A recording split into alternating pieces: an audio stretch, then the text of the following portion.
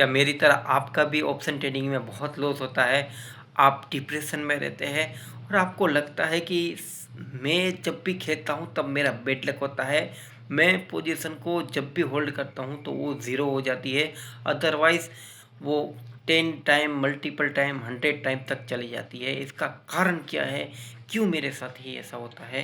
क्या मैं मार्केट के लिए बेड लक वाला हूँ? क्या मैंने कुछ सीखा हुआ नहीं है, या फिर मुझे से कोई ऐसी गलती होती है जो मार्केट को पसंद नहीं आती है? ये वीडियो में मैं आपके सामने बात करने वाला हूँ कि हम ऑप्शन ट्रेडिंग में क्या गलती करते हैं और जो प्रोफेशनल होते हैं वो क्या गलती करके भी कमाते हैं। वो लोग भी गलती करते हैं लेकिन वो कैसे कमाते हैं और कैसे वो लॉस से प्रॉफिट की साइड लेके निकल जाते हैं। हमारे में और उनमें क्या फ़र्क है? क्या उनके अंदर इमोशंस नहीं होते हैं? क्या वो लोग लॉस नहीं करते हैं? क्या उसके अंदर ऐसा कुछ लगता ही नहीं है कि वो लोग हमेशा प्रॉफिटेबल रहते हैं?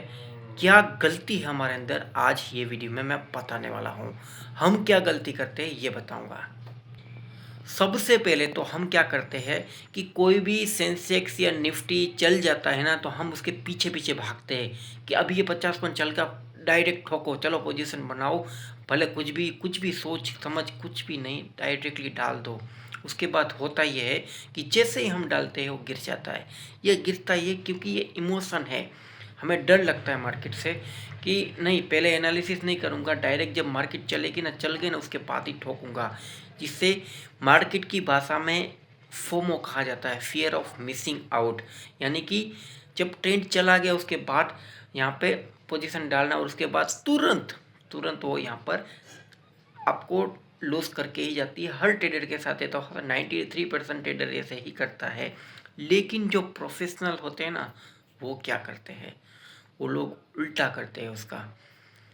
वो लोग अपने पूरे कैपिटल का सिर्फ 1 से 2% यूज़ करते हैं और हम अपने पूरे कैपिटल का 100% यूज़ करते हैं। इसीलिए अगर वो लोग गलत होते हैं ना, तो सिर्फ उनका 1 से 2% ही यहाँ पर जाएगा। और ऑप्शन ट्रेडिंग में ज़्यादा कैपिटल लगाना वो बेवकूफ़ी नहीं, एकदम सबसे बड़ा बैड डिसीज़न माना जा सकता है, जिसे रिस्क मैनेजमेंट भी कहा जाता है। ऑप्शन ट्रेडिंग में एकदम प्रोफेशनल जो होते हैं ना, 1 से 2% का ही रिस्क लेते हैं, जिसे रिस्क मैनेजमेंट कहा जाता है। और उसके अंदर भी वो अपना एक एसएल जो होता है, वो स्टॉप लॉस जैसे कहते हैं, वो सेट करते हैं। जो कि हम क्या करते हैं, ऐसा नहीं करते हैं। हम ओवर ट्रेडिंग करते हैं, ओवरलैपिंग करते हैं। यानी कि हम अपनी जो पोजीशन है उसे एकदम एक्सपायरी तक लेके जाते हैं और उसके बाद क्या करते हैं कि हमें लगता है कि ये पोजीशन है वो यहाँ पर प्रॉफिट में आ जाएगी अगर लॉस हो गया है तो, लेकिन होता उसका उल्टा है।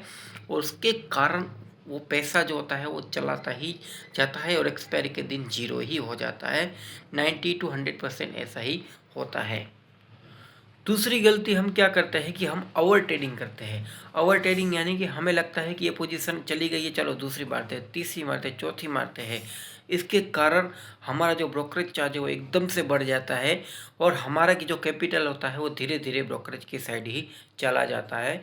कुछ आखिरकार नहीं बचता है और उसके कारण हम डिप्रेशन में आ जाते हैं। डिप्रेशन में हम ओवर ट्रेडिंग करते रहते हैं। ये जो रीज़न है ना, मैंने आपको बता रहा हूँ, ये मेरे साथ हुआ है और ये हर ट्रेडर के साथ आता होगा। बस इससे बचने का यही रास्ता है जो मैं आपके साथ बताऊँगा। इसके अलावा कोई रास्ता बचा ही नहीं है। ये रास्ता फॉलो करेंगे तो शायद बच जाएंगे। तो चलिए, बचाने के जो रास्ते हैं वो मैं आपको बताता हूँ। आपने ये दो दो गलती थी जो कि एक फॉर्म में फेयर ऑफ मिसिंग आउट, कि ट्रेंड चला जाए उसके पीछे पीछे नहीं भागने का, अपने कैपिटल का सिर्फ 1 से 2% यूज़ करने का और उसके अंदर भी एसएल लगाने का। याद रखिएगा, प्रोफेशनल ट्रेडर जो होते हैं उसकी तरह खेलेंगे तो ही हमारा जो प्रॉफिट होगा वो यहाँ पर आएगा। और थर्ड जो गलती होती है, ओवर ट्रेडिंग। ये ओवर ट्रेडिंग इसीलिए होती है क्योंकि हम अपनी पोजीशन को लॉन्ग रख के जाते हैं और जिसके कारण हमारा लॉस जो होता है वो बढ़ता चला जाता है। सबसे पहले तो हमारा अगर बहुत बड़ा लॉस हो गया है ना, तो हमें रिकवर करने के लिए छोटा मोटा एक ब्रेक लेना पड़ता है, जिससे कि हमारा माइंड जो होता है रिफ्रेश हो जाएगा। इसके बाद जब हम वापस ट्रेडिंग करने आएंगे ना, तो यहाँ पर ऐसे ब्रोकर के साथ अपना अकाउंट खुलाएं जो कि बहुत ही माइनर चार्ज या जीरो चार्ज लेता हो। अगर कोटक नियो की बात करें तो बेस्ट है आपके लिए, 10 रुपीज़ के आसपास चार्ज लेता है। आप चाहे तो लिंक डिस्क्रिप्शन में दी हुई वहाँ से भी जाके डाउनलोडिंग कर सकते हैं। अब सबसे पहले तो आपको क्या करना है कि अपने कैपिटल का सिर्फ 1%, मैं तो बताऊँ अगर आपके पास 10,000 है ना, तो आप सिर्फ 100 रुपये से ट्रेडिंग करो। लेकिन इससे होगा ये कि गलती तो होएगी ही होएगी, लेकिन आपके जो इमोशन होंगे ना वो यहाँ पर कंट्रोल आएंगे। आपके पास कैपिटल है ज़्यादा, कोई दिक्कत नहीं है, लेकिन ओवर ट्रेडिंग की जो लत होती है ना, जो सोचते हैं कि ओवर ट्रेडिंग से पैसा बन सकता है, ओवर ट्रेडिंग से पैसा, ऑप्शन ट्रेडिंग से, सॉरी फॉर दैट, बनता है, वो यहाँ पर नहीं बनता है। अपने कैपिटल का 1 से 2% अगर हम यूज़ करेंगे ना, 200 रुपया भी, तो यहाँ पर ऑप्शन ट्रेडिंग के लिए ये लाजमी है, क्योंकि ऑप्शन ट्रेडिंग में पैसे की ज़रूरत नहीं होती है ज़्यादा। यहाँ पर आपको सिर्फ नॉलेज की ज़रूरत होती है, रिस्क मैनेजमेंट की ज़रूरत होती है, स्टॉप लॉस की ज़रूरत होती है, बाकी किसी की ज़रूरत नहीं होती है। यहाँ रुपए बहुत होते हैं, लेकिन अगर कैपिटल बहुत यहाँ पर यूज़ हुआ तो ज़ीरो ही होने वाला है। अब फोमो एंट्री और ओवर ट्रेडिंग कैसे कंट्रोल करें, ये सबसे बड़ा मुद्दा होता है। तो भाई जब हम अपनी डिसिप्लिन से ट्रेडिंग करते हैं ना, प्रोफेशनल लोग जैसे ट्रेडिंग करते हैं, अगर उसकी तरह सीखेंगे ना, तो ऑटोमेटिक आपको यहाँ पर 1 से 2% के आसपास कैपिटल यूज़ होगा, तो ऑटोमेटिक आपका माइंड कंट्रोल हो जाएगा। और जैसे ही मन शांत होता है ना, तो ऑटोमेटिक आपकी जो ट्रेड है वो आपके अंदर का जो डर है वो ख़त्म कर देती है, और जिसके कारण आप ना फोमो एंट्री लेंगे और ना ही यहाँ पर ओवर ट्रेडिंग करेंगे। आपका मैं कहता हूँ भले 10 से 20 लाख का भी लॉस हो गया हो, लेकिन कभी आपने ये सोचा होगा कि अगर हम 1 से 2% ही अपने कैपिटल का यूज़ करते तो शायद क्या इतना बड़ा लॉस होता ही नहीं होता। एक ट्रेड के अंदर कम से कम 1 से 2% अगर यूज़ करते हैं, तो वो 1 से 2% का भी परसेंटेज के हिसाब से भी अगर देखा जाए ना, तो कभी कभी ऑप्शन जो होता है ना उसमें प्रॉफिट अनलिमिटेड होता है, जिसके कारण वो 10x या 100x तक भी जाता है। आपने देखा होगा कोई प्रीमियम जो होता है वो 1 रुपये से 100 रुपीज़ भी चला जाता है। कल की ही बात है, सेंसेक्स का जो था वो पुट ऑप्शन कितना अच्छा हुआ, भाग गया। तो बस यही गलती और यही मिस्टेक को सुधार लो। आपको ऑप्शन ट्रेडिंग में प्रॉफिट करने से कोई नहीं रोक सकता, मार्केट खुद भी नहीं।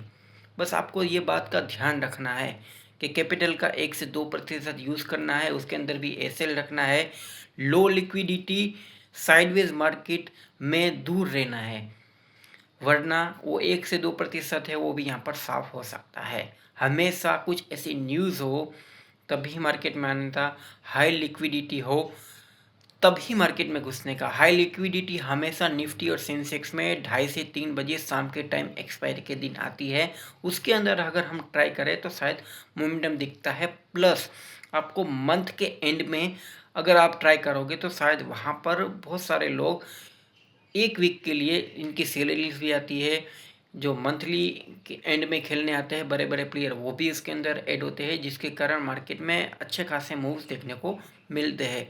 तो इस टाइम पे अगर हम ट्रेडिंग करते हैं ना, तो हमारा कैपिटल भी बचा रहेगा, प्लस हम 1 से 2% यूज़ करेंगे, तो शायद हमारे पास अगर वो चला भी जाएगा तो हमारे पास 98% पड़ा हुआ है, यानी कि उसको धीरे धीरे अगर हम ट्राई करेंगे तो बच जाएंगे।